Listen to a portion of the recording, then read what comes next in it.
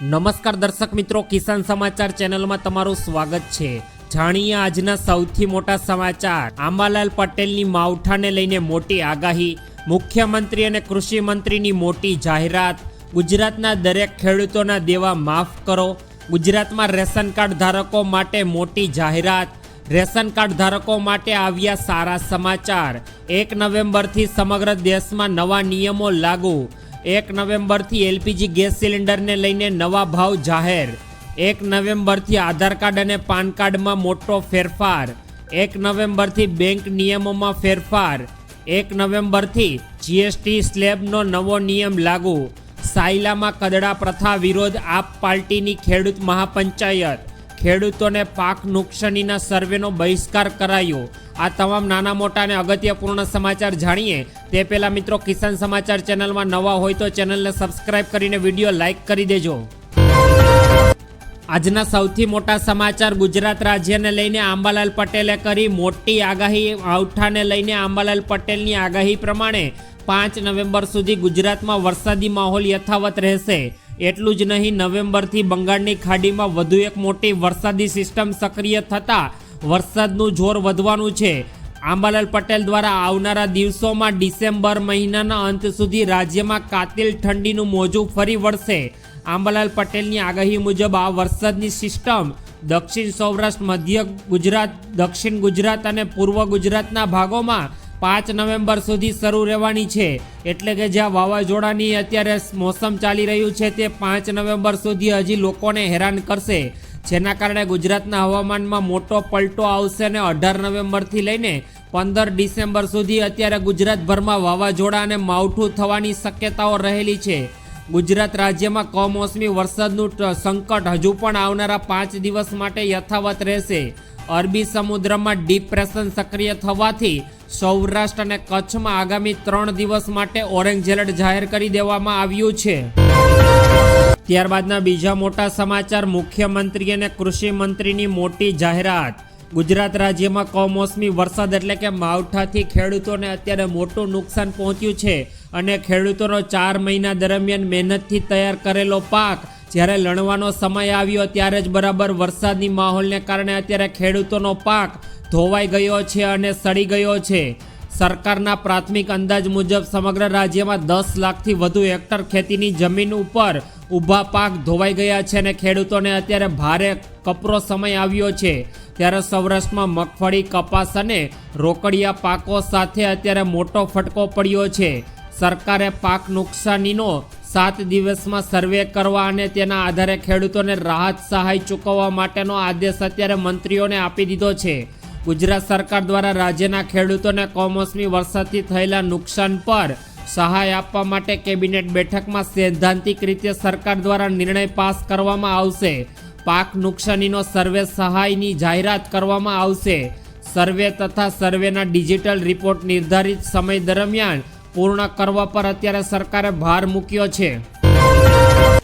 ત્યારબાદના મોટા સમાચાર। ગુજરાતના દરેક ખેડૂતોના દેવા માફ કરો।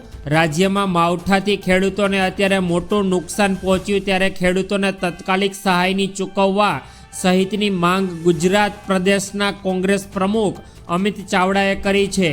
ખેડૂતોનો અવાજ ઉઠાવવા અને કોંગ્રેસે 1 નવેમ્બરથી 5 નવેમ્બર સુધી તમામ તાલુકા મથકે અત્યારે ધરણા કાર્યક્રમો કરશે।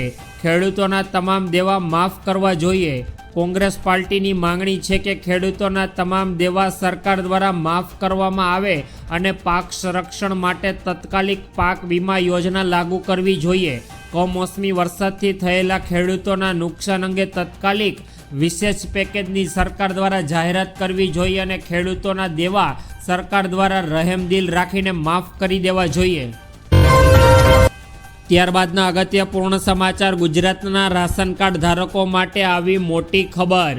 ગુજરાતમાં રેશન કાર્ડ ધારકો માટે અત્યારે સૌથી મોટી ખબર સામે આવી છે, જેમાં 1 નવેમ્બરથી વિતરણ વ્યવસ્થાની ચીજ વસ્તુઓ વ્યાજબી ભાવોના દુકાનદારો હડતાલ વચ્ચે સરકારે અત્યારે મોટી જાહેરાત કરી। 1 નવેમ્બરથી રેશન કાર્ડ ધારકોને જરૂરિયાતની ચીજ વસ્તુઓ વિતરિત કરાશે। અત્યોદય અને NFSL હેઠળ લાભાર્થીઓને વિતરણ 1 નવેમ્બરથી શરૂ થવાના છે। વ્યાજબી ભાવની દુકાનદારો દ્વારા પડતર પ્રશ્નોની રજૂઆત કરાઈ અને એસોસિએશન દ્વારા તે માંગણી રજૂ કરવામાં આવેલી. તે પૈકી ઘણી માંગણીઓ નીતિ વિષયક રાજ્ય સરકાર દ્વારા વિચારણા કરીને પારિત કરવામાં આવશે. વ્યાજબી ભાવની દુકાનદારોને કમિશન ઉપરાંત તફાવતની ઘટતી રકમના ભાગરૂપે 20,000 રૂપિયા આપવામાં આવશે. વ્યાજબી ભાવની દુકાનદારો દ્વારા મિનિમમ કમિશન 30,000 રૂપિયા પ્રતિ માહ નક્કી કરવામાં આવ્યું છે. ત્યારબાદના સૌથી અગત્યપૂર્ણ સમાચાર રેશન કાર્ડ ધારકો માટે આવી મોટી ખુશખબર.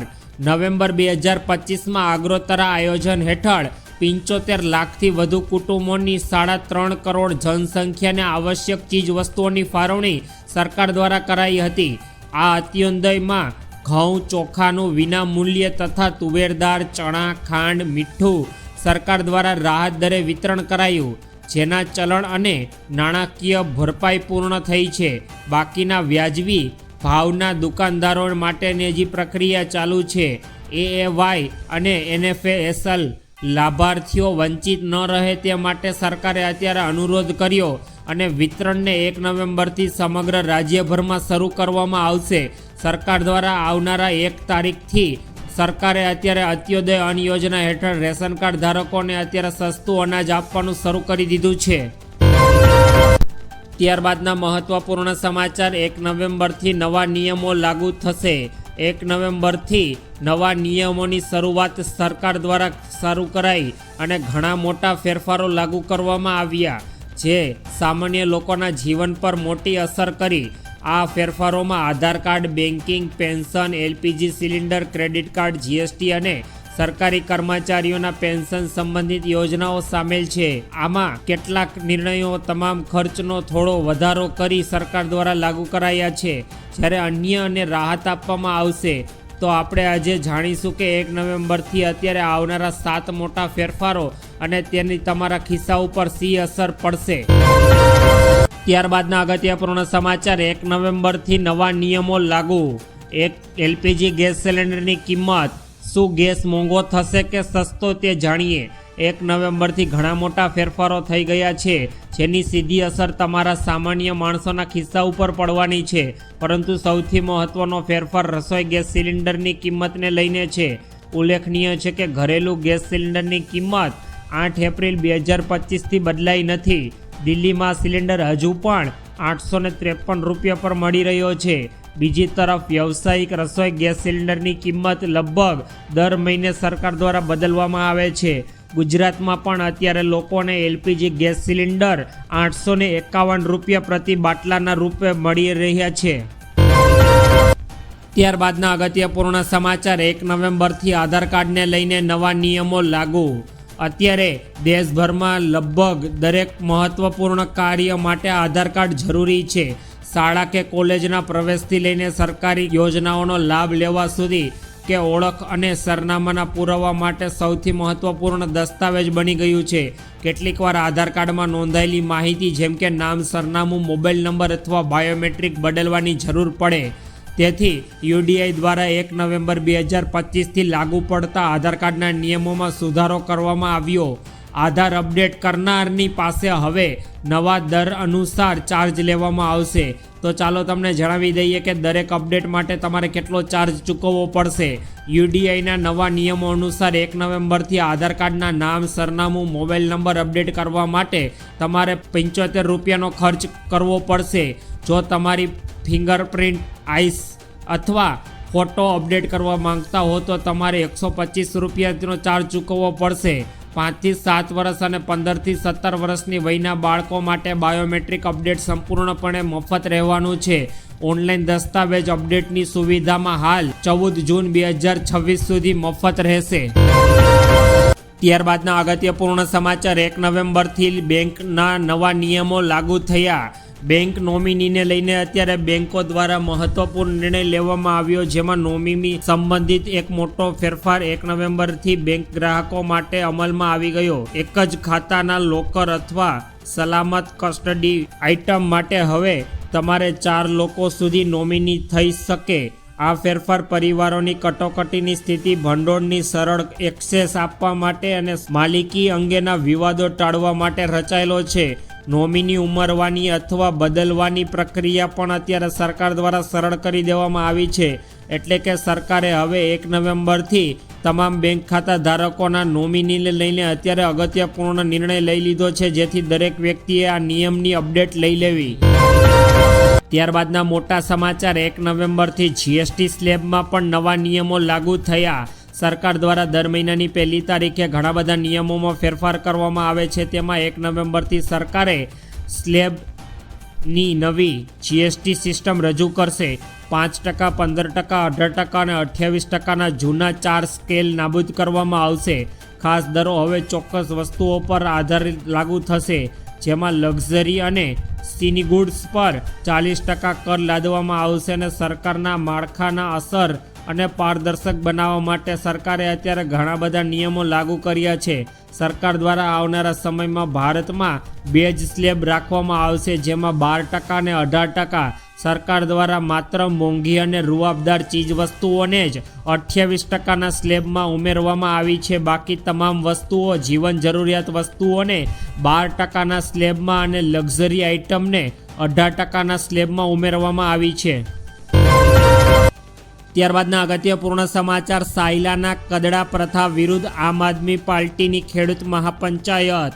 સુરેન્દ્રનગરના સાયલા ખાતે આજે આમ આદમી પાર્ટી દ્વારા ખેડૂત મહાપંચાયતનું આયોજન કરવામાં આવ્યું.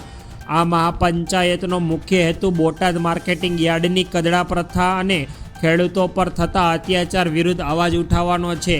આ કાર્યક્રમમાં આમ આદમી પાર્ટીના રાષ્ટ્રીય સંયોજક અરવિંદ કેજરીવાલ અને પંજાબના મુખ્યમંત્રી ભગવત માને પણ હાજરી આપશે.